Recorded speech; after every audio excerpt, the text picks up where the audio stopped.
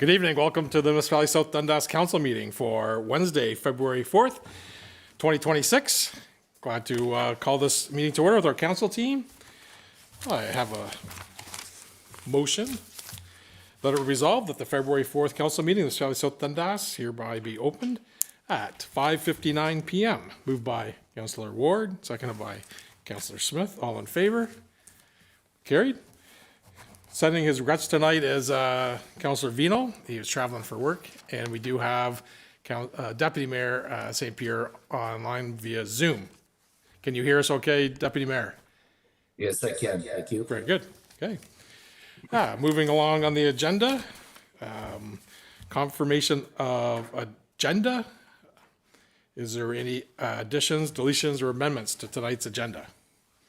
Seeing none, I have a motion. Let it resolve the Council of Municipality approve the agenda as presented. Moved by Councillor Ward, seconded by Councillor Smith. All in favor? Carried. Are there any disclosures of pecuniary interests and the general nature thereof? Seeing none, adoption of the minutes of our regular council meeting from January 21st. Any errors or omissions from those meeting minutes? Seeing none, I have a motion. Let it resolve that the minutes of the following meeting be adopted as presented for January 21st, 2026. Moved by Councillor Ward, seconded by Councillor Smith. All in favor? Carried. Okay, moving right into delegations. So we have 3 tonight, and our first one is Dundas County Hospice, Arnold Schrader. Thank you, Arnold, for joining us. Thank you for having us. So Mayor Broad, councillors, we really appreciate the opportunity to present to you tonight. We sent out already in advance a letter with some of the information on it, and obviously any questions on that we will definitely try and get your answers for that. But what I wanted to point out tonight is a couple of highlights. The request that we've sent in is specifically for the equipment lending program. And we have 2 sets of clients that make use of that. Obviously, being a hospice or a palliative clients are the key individuals that make use of that particular program. But we also have what are called community clients. And community clients are individuals that may have gone in for surgery, whether it's knee replacement, hip replacement, or any other surgery, and for a short time need equipment in order to be able to go back home again and move around, whether it's a walker, a wheelchair, a lift chair, whether it's a cane, crutches, a commode. We have in our garage roughly 400 pieces of equipment that are being lent out on a regular basis. Now, this program is run voluntarily and is not funded by any agency or the Ministry of Health. So we need to fundraise ourselves in order to run the program. As you've seen probably from the letter, the split between clients that use this program is just about 50-50 between North and South on this. We have a request in, which I can say was favorably received, although we're still waiting to hear word, but to North Dundas. And we hope the same be able to do for South Dundas. The combined, if both get approved, will help us offset some of the cost. And this year, in particularly, we're facing an increase in the cost. In the past, we were able to get the cleaning of the equipment done by volunteers. Unfortunately, we can't do that anymore. It now needs to be done professionally. We have in our garage a specific setup with cleaning equipment in order to do it. So that increased the cost, which was a little bit unexpected for us.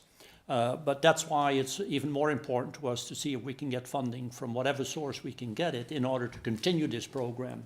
And if you look at the numbers, just to point out to you, over the last 3 years, it has been pretty steady for palliative clients. However, for community clients, it has risen from 210 to 265 in just 3 short years. Knowing that we have an aging population, I see that number only increase in the coming years and becoming more and more important. There is no other organization that I'm aware of or agency within Dundas County, so it goes for both North and South, that lends out equipment. It is all either buy it or rent it. And for a large number of people, that becomes a very expensive proposal. So that's what we have with our program. Besides, obviously, the equipment lending program, we have a number of other programs that we run as well, which is the volunteer visiting program, palliative day program, complementary therapies, caregiver support, grief and bereavement. And on grief and bereavement, just a very quick update, if I may. We have now a men's shed, which is a area that is being used by men. We have converted part of the garage in order to do so. Unique for men to get together and build birdhouses, sit down, play cards, have a coffee, what have you, but deal differently than in our regular grief and bereavement program if they have a situation where they really grieve on. The other thing that I want to point out is the wind phone. I don't know if you ever heard of it or not. I suggest just type it into Google and you get a bit of an idea what it does worldwide. We have a beautiful wind phone in our backyard that is regularly being used, but that's a little bit beside the point. Key here is for us the equipment lending program in the hope that we can look at some support for that. Well, thank you for explaining, coming tonight, explaining the letter. Certainly familiar with a lot of your work you do in the community, and I hear, through others how important you are, and I thank you and your staff and your volunteers and the folks that do. I did read recently about the men's shed, and Liam McGuire was there, so so I was following that online. So interesting, again, a good program that a few years ago we heard about, and happy that you're doing that. Obviously, these requests come to council, and as a council, we decide under donations and grants. Certainly supportive of your request, 100%. But probably I'll let the council ask questions, but we'll probably end up directing staff to come back with an information report to, for council to discuss openly in that fashion. But other comments or questions, Councillor Smith? Yeah, through you, Mayor Broad. Thank you for the presentation. You just mentioned that your cleaning costs went up considerably this year. So I see that it's listed here as 4,160 annual cleaning costs. What was it before? Was it zero before? Zero. Okay, so Because we had that's volunteers new. doing it, so there were no costs associated with that. Okay, so that was 100% increase. Yeah. Okay. Councillor Ward? Yeah, thank you, Mayor. So thank you for everything you guys do. I think it's a really great service that we have for both Dundases, and definitely essential, especially in the times that we're currently in, and with what you acknowledge to be an aging population. I think it's an incredibly important service. I did have one question. You are based out of Williamsburg, correct? I'm wondering, do you ever work with J.W. McIntosh? We have a relationship with JW Mac. We share services, share ideas. We've had actually the chair come to our meeting and vice versa so that we do share knowledge, share experience. Yes. Okay, perfect. Thank you. I was just wondering. Yeah. So again, thank you for everything you do. And Deputy Mayor, any comments or questions? Yeah, thank you, Mayor Broad. Yeah, thank you for the presentation. Certainly, I've been very much advocating for any of our local, let's just say, agencies or local groups like yourself, hospice, WJ, and anybody else that provides a service for South and North Dundas. I think it's extremely important. We all recognize that the upper level governments probably should help out a little bit more in funding opportunities and grants opportunities for the organizations around, but we also recognize that they've got 444 municipalities and thousands of other organizations that they try to fund as well. So I just think from my perspective, having an organization that serves both North and South Dundas is extremely important. It's extremely important to keep an organization within our area, and certainly I'm in full support of your request. Thank you. Thank you. Thank you, Deputy. Any further comments, questions? Well, if I could send direction to staff to bring back an ask under our donations and grants portion at a future council meeting. So, and we can discuss and make a decision. Thank you for coming tonight and appreciate your time. Thank you very much for Thank you. having us. Very good.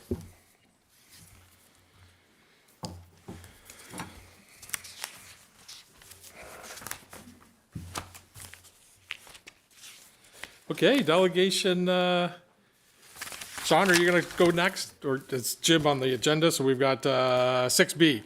Let's go to Sergeant Jim Blanchard, the OPP update.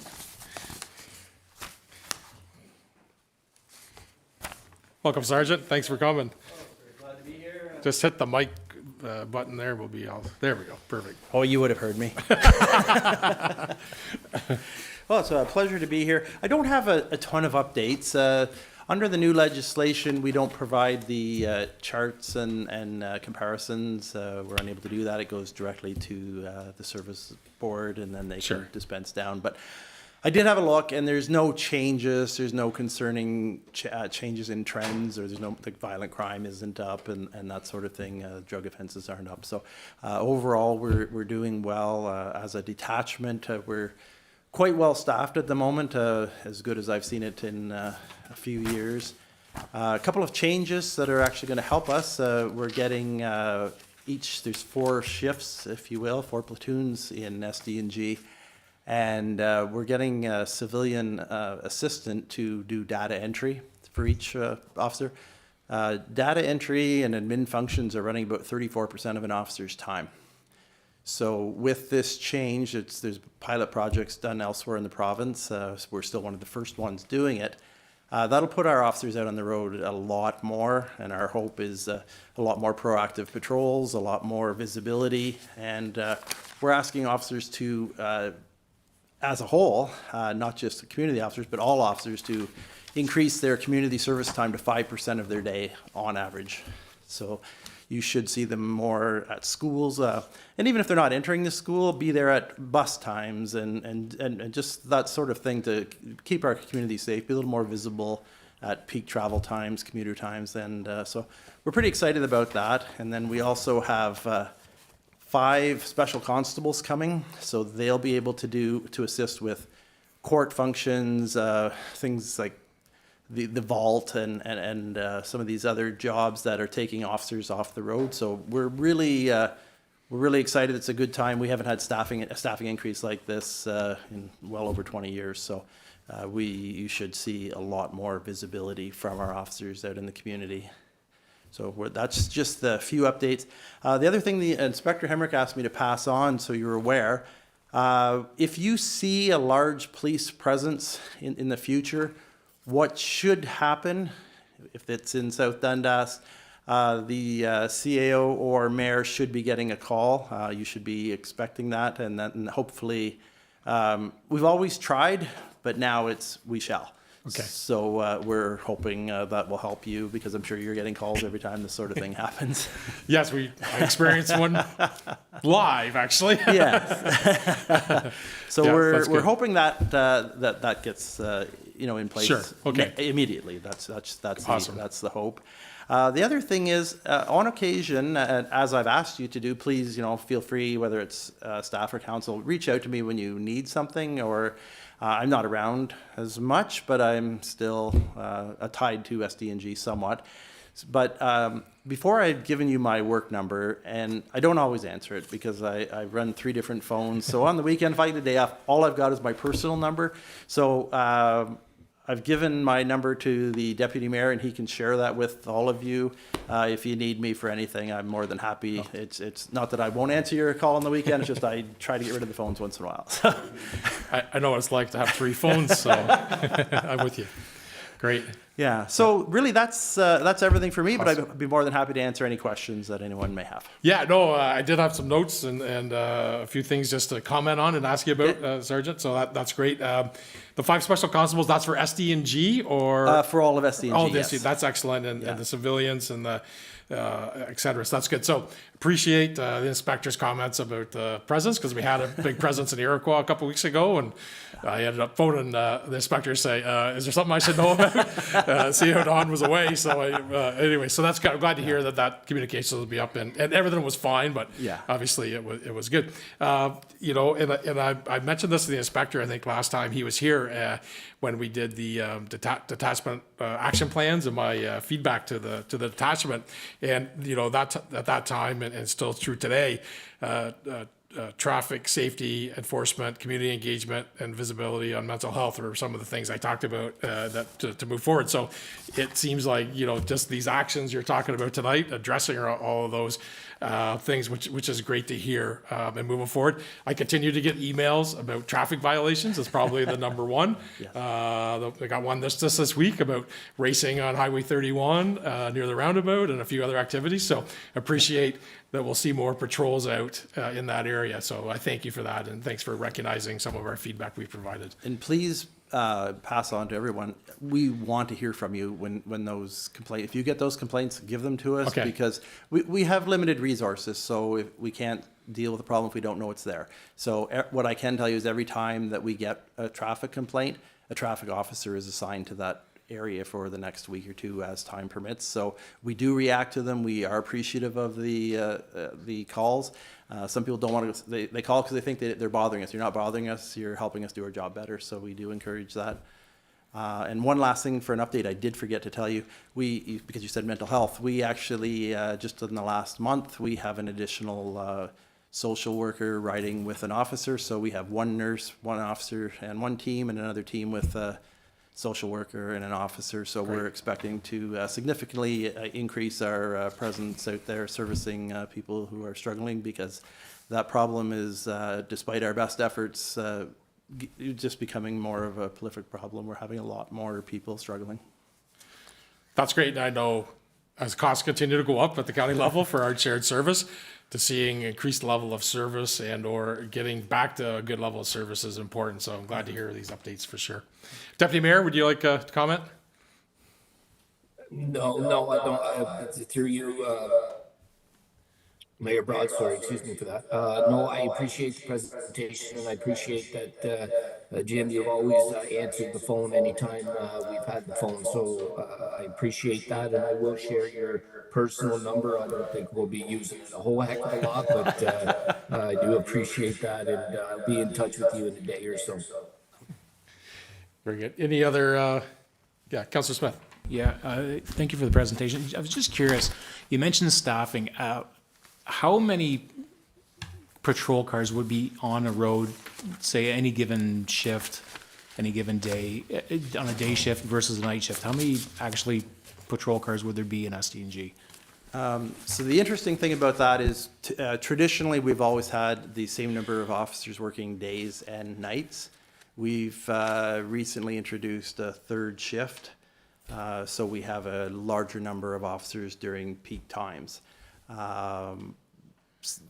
That comes with its own issues, but because then we start running quite light in the later hours of the day.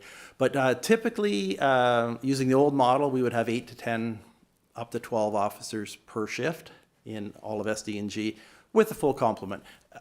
That's in theory. You have officers, court, vacation, whatever, but typically we're striving for the 8 to 10 number out there on the road at any given time. With the new model, during peak times when calls for service are at their greatest, which is noon to 8, you're going to see probably a neighborhood of 2 to 4 officers extra. Good. Thank you. Excellent. All right. This is any comments, questions? Thank you, Sergeant. Appreciate your time. Well, and thanks thank for you. coming Pleasure to be tonight. here. Yep.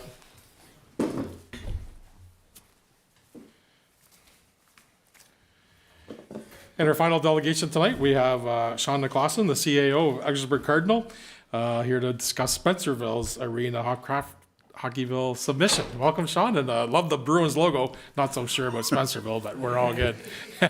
Oh, hit your mic. Sorry, Sean, hit your mic back on there. There you go. Sorry, Yeah. there we go. Yeah. Thank you, Your Worship, and council and staff. Great to be here. So as Mayor Broad mentioned, I'm Sean Nicholson. I'm the CAO for Edwardsburg Cardinal, and I'm here to talk about Craft Hockeyville. And I know this is a little bit interesting because I know that South Dundas has a bid going as well. So I'm going to approach this a little bit differently than I would with other councils that I've spoken to in the area. So we all know about Craft Hockeyville, celebrates the spirit of hockey, and 2026 is the 20th anniversary of Craft Hockeyville. So prizes are a little bit different and a little bit better, which is awesome. So right now we're in the nomination and rally phase, which runs until March 1st. So the way that the scoring works is 80% of it is based on your original video submission, and then 20% based on rally points. And normally they would just give away a grand prize and then a few runner-up prizes, whereas this time they're giving the $250,000 and a preseason game to the winner. Runner-up will get $100,000, but now they're doing every province. The provincial winner will get $50,000. So I think from a goal for us, it's like if we can at least win the province, and we got a shot at it all. So about the Spencerville Arena. For more than 55 years, it's been more than a rink for families across Eastern Ontario, and it's a cornerstone of rural life in Edwardsburg Cardinal. So just some facts about the arena. It opened in 1967 in celebration of Canada's centennial year. Can seat about 500 spectators. Daily use in season is about 500 on weeknights and up to 800 on Saturdays and Sundays. And currently we have 40 to 50 teams and community organizations that use the facility. And those community organizations and groups range from youth hockey programs, men's and ladies recreational leagues. We do offer some free public skating, and we let the schools use the arena free during the season. And then we also do community tournaments and events. But we use it for more than just hockey, obviously, because winter's only 6 months of the year. So we do use it for the Spencerville Fair. We can do large-scale dog shows in there. We run pickleball in there in the summer, and other summer camps and special events. So it really is a regional hub. And when I submitted my story, one of the things I love about the Spencerville Arena, and why I think it's so important to preserve rinks like this, is I grew up in Saskatoon, so I'm not from the area here. Kid from Saskatoon, but all of our tournaments were always in small town Saskatchewan. You go to those rinks, they're so god awfully cold, and but it just has something to it. And with the new arenas that are kind of opening up in the area, you go in and they're awesome. They're accessible. They're great to watch. They're great to play. But there's something about those old rinks. So every Friday night I play hockey at the Spencerville Arena, and it just takes me back in time. And that's what I think we're looking to really do with that money, is really preserve that, because it is history that's worth preserving. So that's what I kind of based my story on when I did it for the website. And we've done lots of renovations already with compressor upgrades, and did the best we could with the change rooms, because we can't change the bones of the facility, but can sort of make little changes within it. But we're really hoping that we can use that money, should we be successful, to really revitalize the arena. And still got some of the best ice I've played on, so want to make sure we keep that quality and just that tie to the community. So how everybody can help is to go to Craft Hockeyville and put in Spencerville to find your arena, and also for Morrisburg to because you can do more than one submission. So one submission per arena, but you can also obviously submit on other people's pages. And how you would submit your story is you answer 3 questions. So one is to tell us about your community spirit and its passion for hockey. And number 2, why is the Spencerville Arena important to you, your family, and your community? And then number 3 is how would you use the $250,000 to upgrade and improve the arena? So there's 3 options on there as far as you can do a video or a text submission, a story, and that's worth 10 points. You can put a picture, and that's worth 3 points, and you can even just leave a little note of support on there, and that's worth 1 point. So when I checked the website this morning, we were at 62 stories, 181 photos, and 30 notes. So we're We've really seen good uptake from the community. And normally this is when I would bring a lovely Spencerville Bruins shirt for everybody and try and get a picture.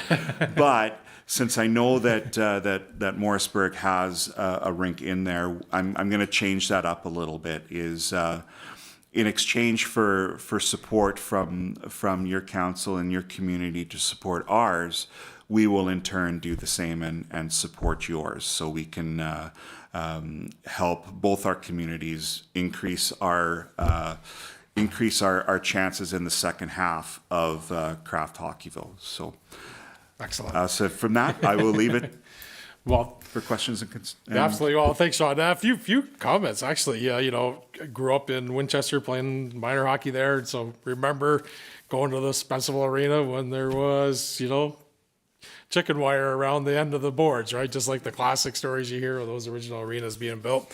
And then through my time at Procter & Gamble on our Day of Caring, I signed up and led some activities with Mike Spencer and we painted the stands one year and painted the dressing room. So I've been in that arena volunteering to help keep it up and keep it going. So, and I loved your comment about cherishing old arenas, and we have one, and Director Jansen, and I think this council, previous councils have done an amazing job that we still have a old school arena, as you say, and when the locals walk in, they can tell their stories, and it's still the bones, although we've changed it many times and painted it many times, so appreciate that. Yeah, and for support, absolutely, you're partners with us in the Rideau St. Lawrence Utilities, and you're our neighbor, right? So absolutely, we should support you and appreciate you wanting to support us. So the way those election things go, if we're not successful, we want to throw our support to Spencerville for sure. So appreciate you taking the time and sharing your story with us tonight.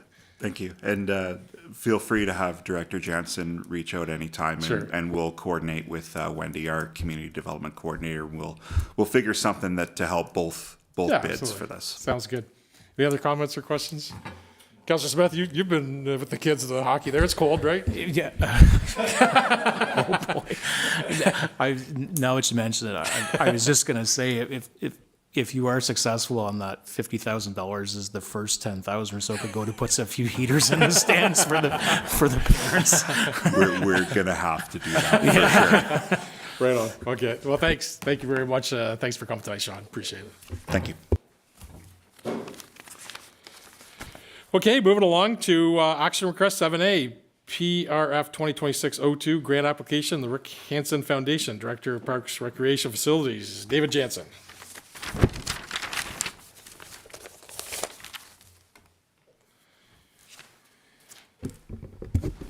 Thank you, Council. Usually I print these out. Today I decided to go digital, and I wasn't on the right page. So the first report here tonight is with regards to the Rick Hansen Foundation. So they have a grant coming out all across Canada. That foundation focuses really heavily on accessibility. So staff are proposing sort of applying the exact same as we did for the EASE, the Enabling Accessible Seniors grant earlier in the fall. Unfortunately, we were unsuccessful on that one. But the grants are almost identical, both focusing on accessibility, the same funding amount. So we're both looking at $40,000. Obviously, we're still working on making every single facility here in South Dundas accessible, and one that I know has been brought up at the Iroquois Waterfront Committee meeting, and it's kind of the next one on the hit list for us, is the Iroquois Beach washrooms, similar to what we did here in Morrisburg 2 or 3 years ago. So just looking to get a resolution from council to include with our grant application moving forward, so providing some support and making sure that we have some clarity there. And additionally, I will bring this to the Iroquois Waterfront Committee as well and get a letter of support there to help our application as well. Yeah, very good. I remember through the budget process, we left some money in that building fund for future use or overrun. So it's glad we think it's good. This is a good opportunity to apply to get some matching funds to get some of that work done, especially on the accessibility side, which we all care about deeply for sure. Questions or comments? Yep, Councillor Smith. Yeah, through Mayor Broad. Just quickly, so the Iroquois Beach, or it's the Iroquois Waterfront washrooms, what would we be doing to those washrooms? Like, what physical changes would we be making? So through you, Mayor Broad, it would be enlarging stalls, upgrading some toilets, including upgrading some sinks to put accessible sinks in, and sort of the layout change there. That's sort of what we ended up doing here in Morrisburg and at the beach and the dock washroom is sort of change the stall layout to realign with the accessibility standards of today. Very good. Okay, I have a motion, and I'll just keep an eye, Deputy Mayor, to waive if you want to speak, but, okay, very good. I have a motion, let it resolve that the Council of Municipality of South Dundas support the submission of the application of the Rick Hansen Foundation Barrier Buster Grant Program for the Iroquois Waterfront Washroom Accessibility Project, and the council commence the funding of remaining cost projects through the recreation facilities so the grant application be successful. Moved by Councillor Ward, seconded by Councillor Smith. All in favor? Carried. Okay, bylaws. A, 2609 lease extension, 5th Street West, Service, Ontario. Director Jansen. Yeah, so this is a lease extension. This would be the Service Ontario, the land registry building. The lease doesn't expire until the end of the year here, but staff have been back and forth with the leasing agent on behalf of Infrastructure Ontario the last 5 or 6 months, just sort of negotiating a couple of the terms in there, settling on, the back and forths a little bit. We've ended with the agreement here in front of council tonight, so we are seeing an increase in rent at that facility. There is some cost recovery that we get on some of the snow removal and stuff within the lease agreement. Outside of that, we're just looking to execute the lease agreement, and so that'll give us another 5 years starting next year. Questions, comments? Seeing none, I have a motion, let it resolve the Council of Municipality South Dundas approve bylaw 2609, being a bylaw to enter a lease extension amendment agreement with the Majesty the King in right of Ontario as represented by the Minister of the Government and Infrastructure Ontario to be read, passed, signed, sealed, and open council. Moved by Councillor Ward, seconded by Councillor Smith. All in favor? Carried. And staying with you, Director Jansen, 8B, 2026-10, Policy 63, Procurement. So thank you, Mayor. So in front of you guys tonight is the passing of the procurement policy. So obviously last meeting, we brought this as a draft. We had a good discussion about it. So staff went back. We did a few of the updates with regards to consultation and pre-qualification. So we added a little bit more terminology in within the policy there. Outside of that, it's the same policy that we saw at the last meeting. But if there's any further questions, I'm happy to answer them. Seeing none, I have a motion, let it resolve the Council of Municipality hereby repeals bylaw 2020-03 and adopts bylaw 2610, being a bylaw adopt amend procurement policy. Moved by Councillor Ward, seconded by Councillor Smith. All in favor? Carried.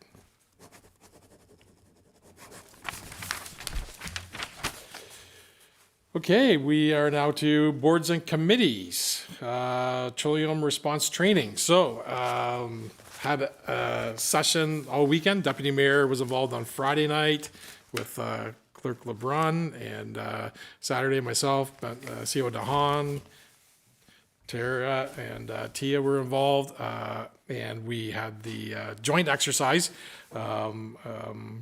to practice and reenact a train derailment that was in South Dundas, and the exercise went excellent, and we learned a lot, and we were able to bring that learnings into our own local emergency management plan as well as at the counties, and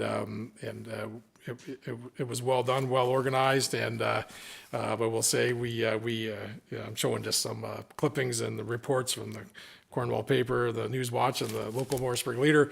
Commend we did a live fake but real feeling press conference, and Phil Blanchard from the Leader was there, and they drilled us really well, and it was a great exercise, to go through that. So I appreciate the time that not only our staff did, but folks like Phil that came, down and was part of that and made it feel real, and that was able to report on it at the same time. So it was well done, and a good experience for all of us. Just Deputy Mayor, anything you want to add? Because I know you were there Friday night.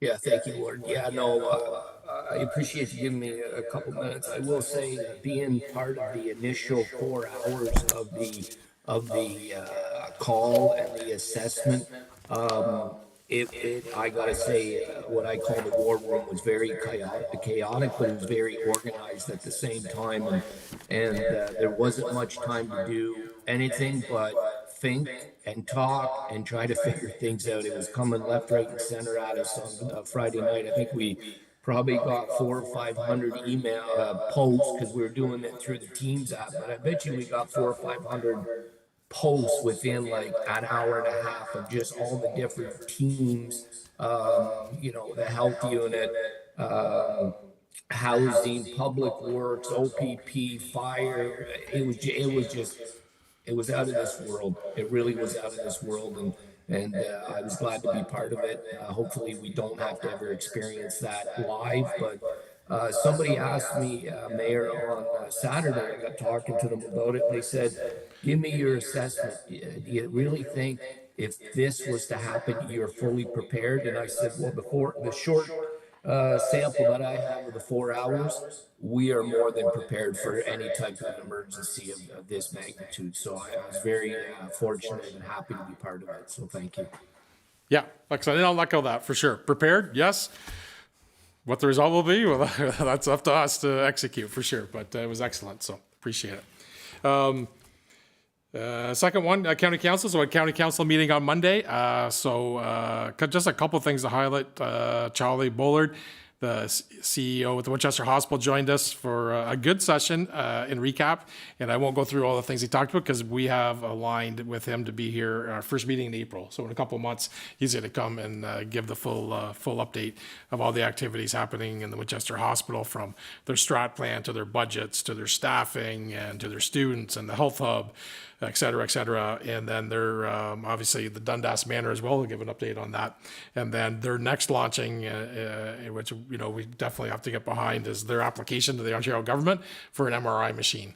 So not only do you need the money raised to buy the equipment, you need to get permission from the Ontario government to buy it, because it's $800,000 a year to operate it. That has to be funded through the Ontario government. So those are things that will come as they're working on that. And we'll get lots of time on April 1st to ask questions to Charlie of that. Otherwise, we had a recap of the emergency as well, and a few things just happening throughout the counties, but nothing else of real significance. Other than we did talk about roads and the road rationalization study, and I did ask as part of another modus of notion, but I asked for the stats of two intersections, one just outside of our boundary, but it affects a lot of our residents, and that's 43 and 7. They see a lot of accidents, folks heading north from Dunbar, and the other one at the intersections of 31 and 18, County Road 18. So I wanted to get roads a study of what's happening as far as accidents, OPP reports, and then the future work of changing potentially sidewalks and approaches and how we plow snow those. So I've asked the counties to do that. And lastly, for boards, South Nation update. Councillor Smith. Yeah, so I'm going to ask maybe the help of the clerk. I did send her a couple of slide decks earlier. Did you have a chance to look at those slide decks? No. Okay, I'll just wing it. There was, so one of the things that South Nation did this year was they donated a couple of Christmas trees to Dundas County Hospice. So I actually forgot to mention that while they were just here talking. So anyways, yeah, so they did that. They did a partnership agreement with the Quinte Conservation Area. They were starting to do some LiDAR mapping on some of the lakes up around the Kingston area. Just more updates on Two Creeks Conservation. We were all there that day that they had that open house. Trail visits in all of their conservation areas just continue to go up and up every year. And I believe the total count for 2025 was, at all of their parks that they look after, was 281,000 visitors. There was, went over some stats from the drought that we had in the second half of 2025. And it was interesting to see that they put up the data of the monthly rainfall totals and how we've had droughts before, but why this one was so significant was the time of year when it happened. This was the first that we've ever had a dry spell last this long into the fall. And so that really caused a lot of issues with wells and stuff, and into the winter and stuff so it's just taken until now that South Nation just lifted their low level warning. Also, they're involved with the Alto, the new high-speed rail. One of the areas of concern for them is that there's no concrete plan yet for the map of where this new rail line is going to go. But if you just look at their map, it's a pretty broad area that they've listed so far. It sort of runs kind of parallel, maybe with the 417. So one of the areas of concern for them is, if you know your Prescott Russell geography a little bit, if it ends up going north of the town of Castleman, so that the South Nation runs right through Castleman. So the area between Castleman and Plantagenet, there's a retrogressive landslide area in there. It's in the former village of Lemieux, and so. So one of the priorities in their the comment period for the Alto is to make sure that area is totally avoided. So they've been monitoring.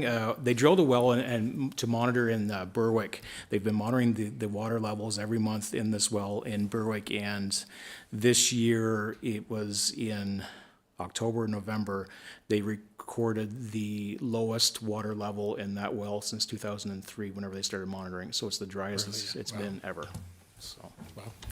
Well, thank you, Councillor Smith. And maybe what we'll do is we'll just on the next consent agenda add the slides in, and if we want to pull something out or refresh Councillor Smith's memory on another topic, so we'll have that for record.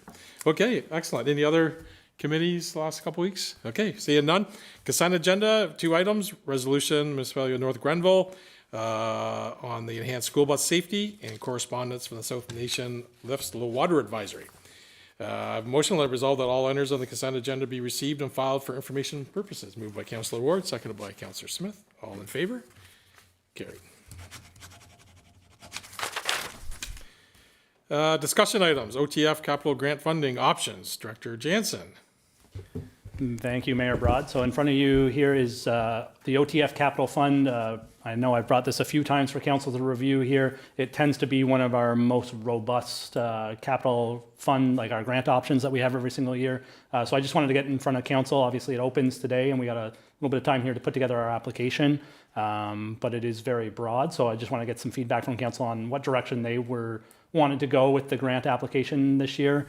I did provide a few options and a few of our previous submissions that we've made. So mostly just looking for some feedback from council on the options that they like and some direction for staff to apply. Well, regardless of the option we choose, we need to apply. We need to continue to apply for any granting opportunities. Councillor Ward. Thanks, Mayor. So through you, I advocated for this last year and I'll continue to advocate for it, but the youth center in Iroquois is not listed as an option, but I strongly feel that it meets all of the items. And I know the province, and when we went to Roma, there's a big significant push to involve youth in rural communities and fostering them to come back and continue to inspire and grow that community. So I feel like it might meet some of their priorities that have shifted towards that. So I'd just like to also put that on the table for us to discuss, because I do think that, I know we don't have a concrete plan, but it would be nice to I either put it on the agenda for this year or next year to kind of figure out, because I think that funding would be well spent there, and I think the community would benefit greatly from that. Yeah, agreed, for sure. Something we should be considering as well. Yep. Councillor Smith? Yeah, through Mayor Broad, just curious, the Dunbar play structure, since we applied for that last year, would it make a difference, or would it be wise or unwise to apply for that same grant again 2 years in a row, or would that be a factor at all in their decision? Through you, Mayor Broad, it's tough for me to really decide what the review committee finds important or their priorities are that year. We get a little bit of feedback from them every single time that we submit a grant, and sometimes the feedback is there were a lot of submissions, and sometimes the feedback is, stuff that you can apply to your grant going forward.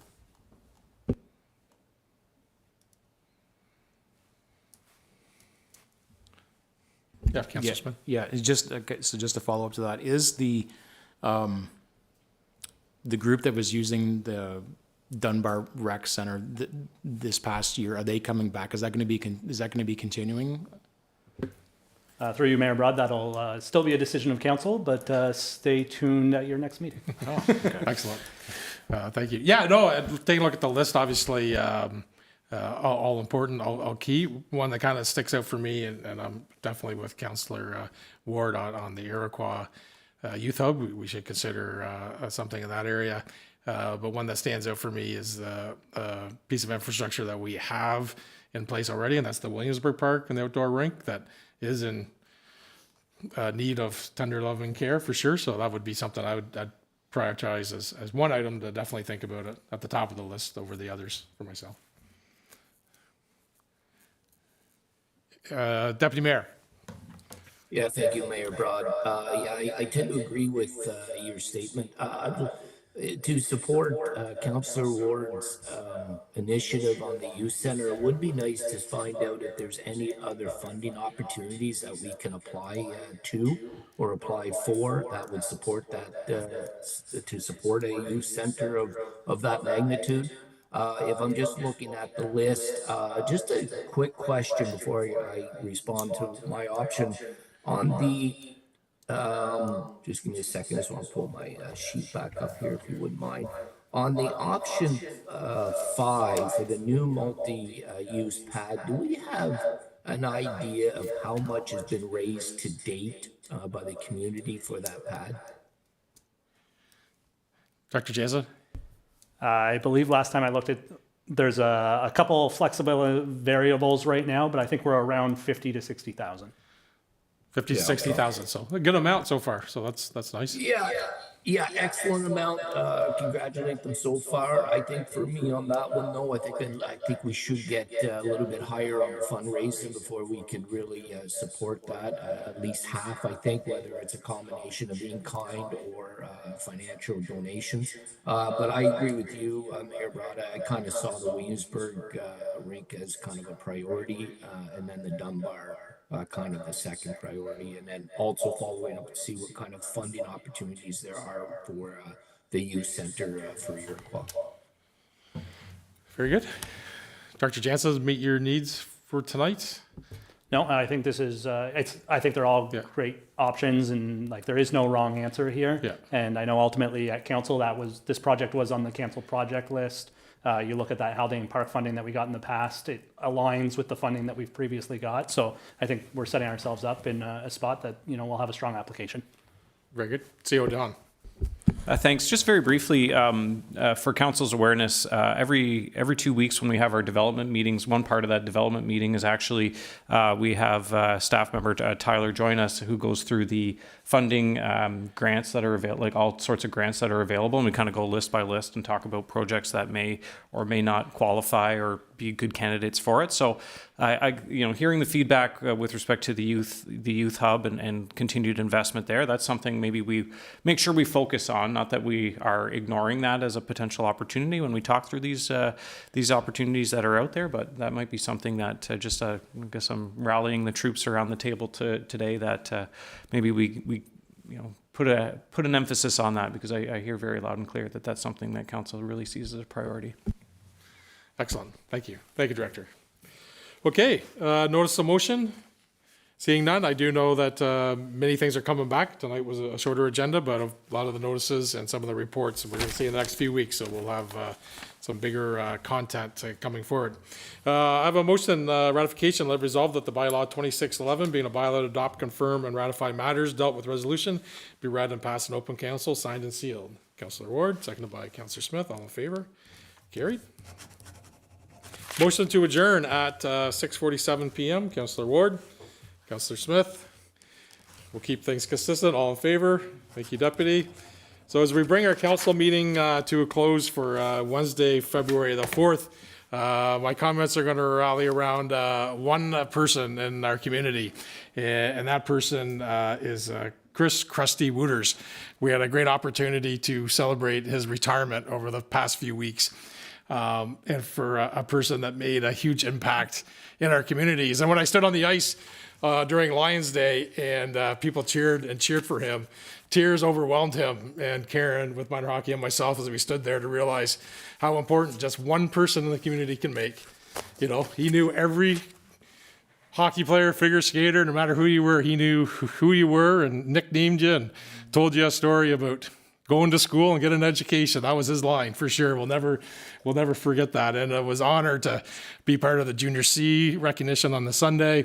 And I know he had his last public skating on the Friday, and folks from all around came out to support him for that. From other municipalities as well, the people that I used to work with, former CEOs came to be part of it. So I think we got to be pretty proud to have a guy like Chris Krusty Wooters work for us for 30 years. Actually worked for the village of Morrisburg before it became South Dundas, as he told me over the years. So just wanted to say to Chris Wooters, congratulations, enjoy your retirement.